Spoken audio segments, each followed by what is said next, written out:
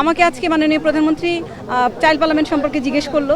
আমাদেরকে আমাদের নাম বলতে বলেছে এবং দলে আমাদের পদবি এবং কি অবদান রেখেছি সেগুলো সম্পর্কে জানতে চেয়েছি। বাইসাইকেল নিয়ে এসে রাজপথে স্লোগান দিয়েছে, এইটা আমার সেই ভিডিও। বিগত দিনে যারা কাজ করেছে, দলের বিভিন্ন জায়গা থেকে কষ্ট করেছে, স্যাক্রিফাইস করেছে, তারাও এসেছেন। বিভিন্ন পেশাজীবী যারা, তারাও এসেছেন। আমি দলের পক্ষে কাজ করেছি এরকম না, বিগত বছরে আমি একজন পেশাজীবী হিসেবে এসেছি।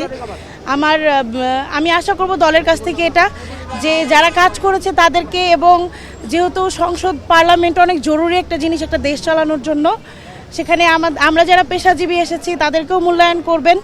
সুন্দরভাবে একটা সুসংগঠিত একটি পার্লামেন্ট গঠিত হবে এবং আমাদের দেশটাকে সুন্দরভাবে সামনে এগিয়ে নিয়ে যাবে আমাদের এই দল, ইনশাল্লাহ। সেই আশা ব্যক্ত করে আজকের কথা রাখতে চাই। চাইল্ড পার্লামেন্ট করেছিলাম, সেই চাইল্ড পার্লামেন্টের আমি আহ্বায়ক ছিলাম এবং স্পিকার ছিলাম। আমাকে আজকে মাননীয় প্রধানমন্ত্রী চাইল্ড পার্লামেন্ট সম্পর্কে জিজ্ঞেস করলো যে আসলে কাজ করে কি এবং আমাদের সম্পর্কে জানতে চায়, এজন্য আমার তথ্যটা রেখে দিয়েছে। আমি একজন সংবাদকর্মী, ছোটবেলা থেকে কাজ করি। আজকে এখানে সংবাদকর্মী হিসেবেই আমার অবস্থানটা তৈরি করার জন্য আমি আমার যারা যোগ্য এই ধরনের কোনো কথা বলে নাই, সবাইকে কথা বলার সুযোগ দিয়েছে যারা যোগ্য। যেমন আমাদেরকে সময় দিয়েছিল 1 থেকে 2 মিনিট, কারণ 3 মিনিট হয়ে গেলে কিন্তু অনেক ঘন্টা হয়ে যাবে। তো আচ্ছা, আমাদেরকে নাম কি তুলে ধরেছেন সেটাই বলেন। আমাদেরকে আমাদের নাম বলতে বলেছে এবং দলে আমাদের পদবি এবং কি অবদান রেখেছি সেগুলো সম্পর্কে জানতে চেয়েছি। দিনটাল ডিজিটালের সাথে কাজ করি। তারেক রহমানের 17 আসনে মিডিয়া কর্মী হিসেবে কাজ করেছি। প্রতিনিয়ত সংবাদ সংগ্রহ করি। আমাদের দেশের বিভিন্ন প্রান্ত থেকে আমাদের কাছে সংবাদ আসে। আমি তো বললাম ভাই, আমি কিন্তু বলেছি আমাদের নাম জিজ্ঞেস করেছে। আমি অবশ্যই দলীয় সিদ্ধান্তের প্রতি আমাদের অবশ্যই রেসপেক্ট থাকবে। আমি যদি মনোনীত হই তাও কাজ করব, যদি না হই তাও কাজ করব, এটাই। Thank you. আমার 13 জন আপুরা আসছে, আমাদের সাক্ষাৎকার নিয়েছে দলের চেয়ারম্যান, আমাদের প্রধানমন্ত্রী, আমাদের স্ট্যান্ডিং কমিটি যার সদস্যবৃন্দরা ছিল, সবাইকে আমাদের পরিচয়, আমাদের পদবি এবং আমরা রাজপথে 16 বছর কেমন আমাদের ভূমিকা ছিল সেই নিয়ে আমাদের আলোচনা করলো। আর বললো যে আমরা যে সিদ্ধান্তটা বলবো সেই সিদ্ধান্তের সাথে থেকে আপনারা একমত। আমরা বললাম আপনাদের সিদ্ধান্তের সাথে আমাদের সিদ্ধান্ত একমত প্রকাশ করলাম। আরও বললো যে এখানে তো অনেক নারী নেত্রীরা আসবে, আসলে এখানে আমাদের আসন 36টা আসন আছে, আমরা তো সবাইকে এখানে আমরা নিতে পারবো না। যদি এর সাথে আমরা যদি কাউকে আমরা বাছাই করেছি এতে আপনাদেরকে দুঃখ থাকবে। তখন আমি বললাম যে না, আমাদের দুঃখ থাকবে না। তবু যারা রাজপথে এই 17 বছর আন্দোলন সংগ্রামের সাথে ছিল, দলের জন্য যারা কাজ করছে, অবশ্যই তাদেরকে, যারা ত্যাগী, যাদের রক্ত ঝরা রাজপথ ছিল, এই 17 বছর আমাদের জন্য সহজ ছিল না। এই 17 বছর আমাদের জন্য অনেক কঠিন একটা পথ জার্নি ছিল।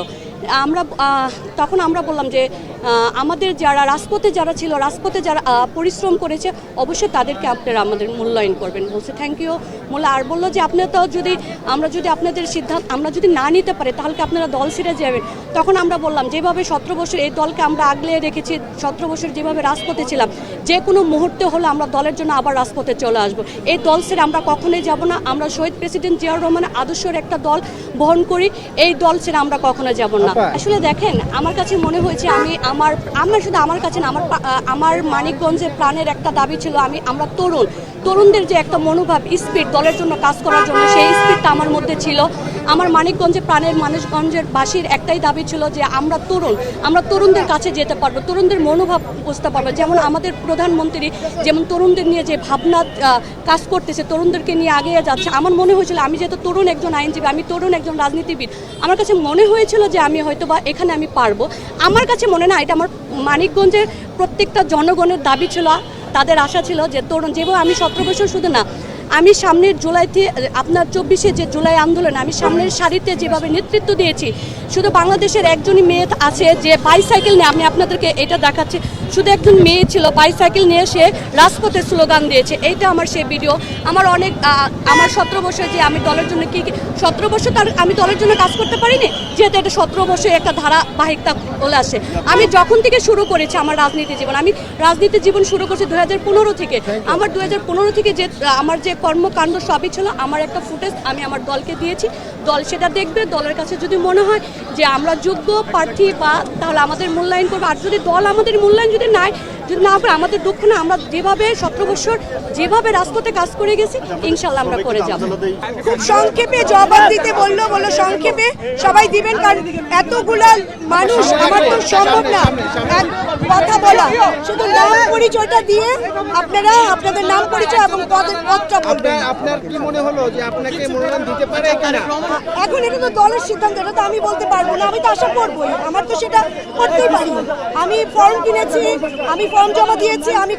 আমি নাসিমা আহমেদ শিমু, আমি খন্দকার আব্দুল হামিদ ডাব্লিউ রুয়াই, প্রয়াত মহাসচিব খন্দকার দেলোয়ার হোসেনের ছেলের বউ, তার ওয়াইফ হিসেবে আমি তো প্রত্যাশা করতেই পারি না। শেষ বললো নাম পরিচয় আর যার পদটা বলে আপনারা চলে যান, নাহলে এত কত নেওয়া সম্ভব না। তো সবার কথাই শুনেছেন, ওখানে মানিকগঞ্জের সবাই ছিলেন না। ওনারা যাচাই বাছাই করবেন, করে দেখবেন যাকে যোগ্য তাকেই দিবেন। আমাকেই যে দিবেন দিতে হবে এমন না, আমার সবাইকে উনি যোগ্য দেখে যাকে দিবেন। স্যাক্রিফাইস আমাদের ছিল, যেমন আমার ছেলেরা 111-এর সময় তো আমাদের ভূমিকা ছিল। আমার শ্বশুরের ভূমিকা আপনারা জানেন, খন্দকার দেলোয়ার হোসেনের, তার ছেলের বউ, আমি আমার হাজবেন্ড, আমরা তখন পালায় ছিলাম বাচ্চাদের নিয়ে, আমাদের সেই ভূমিকা ছিল। তারপরে নির্বাচন 18 নির্বাচনের সময় দুর্জয়, আমরা গাড়িতে ছিলাম, দুর্জয় আমাদের গাড়িতে দুর্জয়ের লোকজন গুলি করলো, সেইটা হলো।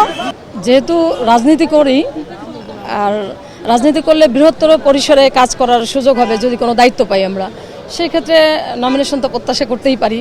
এবং দল যদি আমাকে নির্বাচিত করে, আমি মনে করি রাজনীতির কারণে আমরা তো সামাজিক কার্যক্রমের সাথেও জড়িত, মানুষের সমস্যা সংকটে সবসময় পাশে থাকি।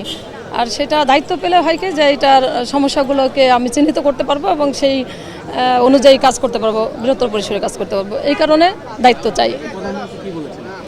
প্রধানমন্ত্রী বলেছেন যে উনি তো সবাইকেই 17 বছর দূরে থাকলে উনি খেয়াল করেছেন সবার কর্মকাণ্ড এবং কার্যক্রম, রাজনৈতিক কার্যক্রম।